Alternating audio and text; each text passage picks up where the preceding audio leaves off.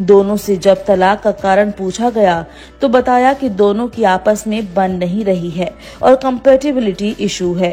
चर्चा करने के बाद जज ने दोनों को आधिकारिक तौर पर तलाक दे दिया। जज ने दोनों को कानूनी तौर पर पति पत्नी के रिश्ते से आजाद कर दिया। अंतिम फैसला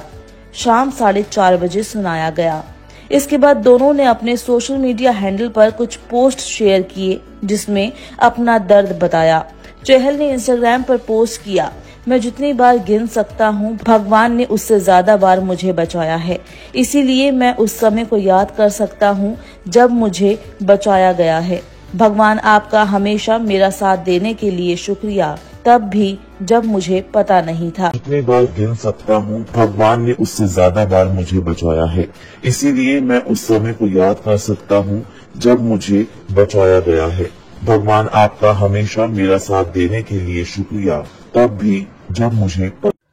समस्त को प्रभु जीशु ख्रीष्टर मधुर नाम मोर आंतरिक नमस्कार। ख्रीष्टर प्रिय भाई और भौणी मैंने आपण मैंने थंबनेल देखिकी आपण निश्चिंत भाव में बुझी सारी मु क्यों विषय उपर कथा हाँपाई चाहूँगी बा मु क्या विषय मु कहवाई जाऊँगी सीटा आपण भल भाव में जानीपे। तबे प्रिय बंधुगण, जदि आपण जने क्रिकेट प्रेमी अर्थात जदि आपण क्रिकेट खेल देखा पसंद करुँते तेबे आपण युजवेंद्र चहल नामक जने खेलाड़ी को आप निश्चय देखिथे। पतला ही पिलाटा आउ स्पिन बॉलिंग करती युजवेंद्र चहल, जहाँ को सर्टकट रे चहल बोली डका जाए। विगत दिन मानकरे तांको पारिवारिक भितरे माने परिवार भितरे कौन से एक समस्या चली आने पति पत्नी उभय से चिंता करते आमे कौन करूँ, आमे छाड़ पत्र दबू।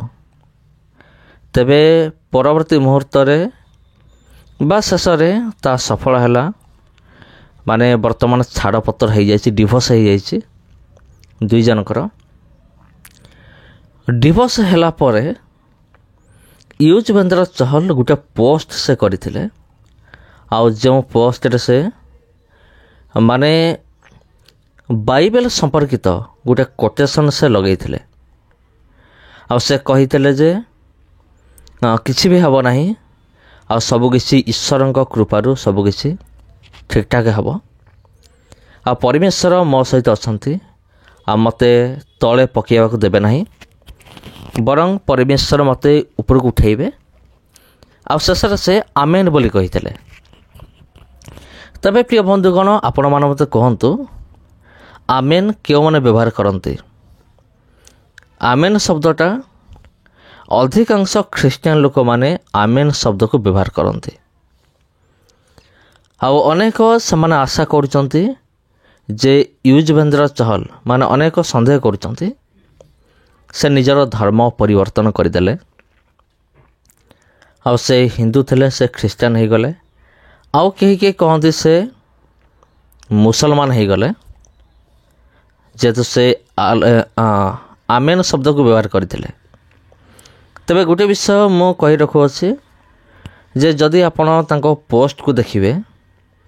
ये पोस्ट भितर ईश्वर शब्द अच्छे, आल्लाह शब्द नहीं। आ ईश्वर शब्द को बेसी व्यवहार करते आमर ख्रीस्टियान भाई भौणी माने, ख्रीस्टीय समाज। आ शेष आमेन, आमेन अर्थ हूँ यही हो, जोटा कि ख्रीस्टियान माने व्यवहार करते किंतु हिंदू लोक माने व्यवहार करते नहीं। तबे मु कहीं समस्या विषय कहूँ जे जहाँ भी किसी हो जाऊ ना, कहीं आपन जहाँ भी किसी भावु था आपन कौन भावुं मुझे जाने ना, किंतु जदि आपन ये पोस्ट को पढ़िबे भल भाव में मन देकी पढ़िबे, आपन जानीपारे जे ना 100% माने एटा जने ख्रीस्टियन लोक माने जी प्रभु जीशुख्रीष्ट विश्वास करे तार पोस्ट एटा। कारण पूरा जना पड़ जदि जने प्रकृत ख्रीस्टियन जी आ जे प्रभु जीशुख्रीष्ट को विश्वास करिवार अनेक वर्ष हो गलानी बा जे प्रभु यीशु ख्रीष्ट को भल भाव जानी आप भी कहींपारे आ से ही केवल यही लिखिपर यही भितर कौन से आला शब्द ना कि कौन से ओम शब्द ना कौन से कृष्ण कि रामंकर शब्द भी ना केवल ईश्वर शब्द रही अच्छे एवं शेष में आमेन रही अच्छे जदि आम ईश्वर शब्द को देखा प्राय समस्त यूज करते हिंदू लोक मैंने भी यूज करते ख्रीस्टियन लोक मैंने से यूज करते जदि चहल माने जो पोस्ट से कले लास्ट रे माने शेष भाग से जदि आमेन शब्द को व्यवहार कर न ताहले हुए तो आपन जानी पारि न था कि मो मध्य जानी पारि न था एटा क्यों ईश्वर उद्देश्य लिखाई जीशु उद्देश्य आला उद्देश्य कि राम उद्देश्य क्या उद्देश्य लिखाई किंतु जितेबाला ये आमेन शब्द आम देखा पाऊ केवल बाइबल रे आमेन शब्द ईश्वर शब्द अच्छी आमेन शब्द अच्छे से अनेक से दाबी करती युजवेंद्र चहल से जन ख्रीस्टियन लोक बोली क्रिकेटर जी क्रिकेट खेल खेलती आउ स्पिन बॉल करती लेग स्पिन बॉलिंग आउ से वर्तमान प्रभु जीशु को विश्वास कर जीशु को भरोसा रखिंट एमती अनेक कहे तबे प्रिय बंधुगण ये आउ गोटे प्रश्न मुझे उठेबी अनेक विरोधी मान अच्छा जो मैंने कहते जे तुम्हें छोट जातिर लोक मान को तुम्हें ख्रीस्टान कर दौच माने ख्रीस्टान हुआ मुझे शुणी मत भी अनेक कहते जे बड़ बड़ लोक मैंने ख्रीस्टान हेबे नहीं धनी लोक मैंने हेबे नहीं बड़ जातिर लोक मैंने केबे जीशु को जानबे नहीं कारण से बड़ जाति तांको तुम्हें मूर्ख बनई पारिबो नहीं तबे एठी आमे देखुछु जन क्रिकेटर जे कि जीशु को विश्वास कले केवल सी नुहत बंधुगण आहरी अनेक अच्छा धनिक श्रेणीर लोक मान अच्छा अनेक ज्ञानी लोक मान अच्छा अनेक बड़ बड़ उच्च जातिर लोक मान अच्छा आ जो माने कि माने हिंदू से माने प्रभु जीशु ख्रीष्ट आड़क से आकर्षित होइचंती विगत दिन मानक मु उदाहरण दौली मधुसूदन दास तापर वैष्णवी जॉनी लीवर एपरी अनेक अच्छा आउ जो माने कि प्रभु जीशु ख्रीष्ट विश्वास कर पाखरे कौन अभाव अच्छी ना टंकार अभाव अच्छी ना घरर अभाव अच्छी ना कौन अभाव अच्छी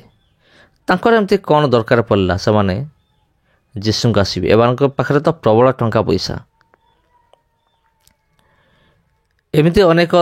लोक मान अच्छा जो मान कि निजर धन संपत्ति को परित्याग करिकी से जीशु पाखु से आसते तबे मोर गोटे वाक्य मन पड़ो प्रिय बंधुगण जीशु पाख किए आसीपारे किए आसीपारे नहीं आमे पढ़िबा जोहन लिखित सुसमाचार तार 6 पर्वर तार 44 पद ये लेखा अच्छी मोहर प्रेरणकर्ता पिता जहाँ को आकर्षण करती केवल से मो निकट को आसीपारे आ मु शेष दिन में ताहाको उत्थापन करी मोहर प्रेरणकर्ता पिता जहाँ को आकर्षण करते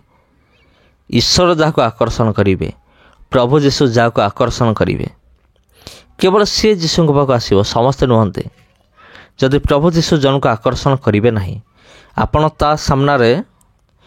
बड़ बड़ चमत्कार भी देखांतु से केबे भी आसीबो नाही कारण ईश्वर ताको आकर्षण करना समस्त ख्रीष्ट प्रिय मोर आंतरिक नमस्कार जदि प्रिय बंधुगण वीडियो भल लगी था वीडियो को शेयर करेंगे चैनल को सब्सक्राइब करेंगे आगामी वीडियो निमंते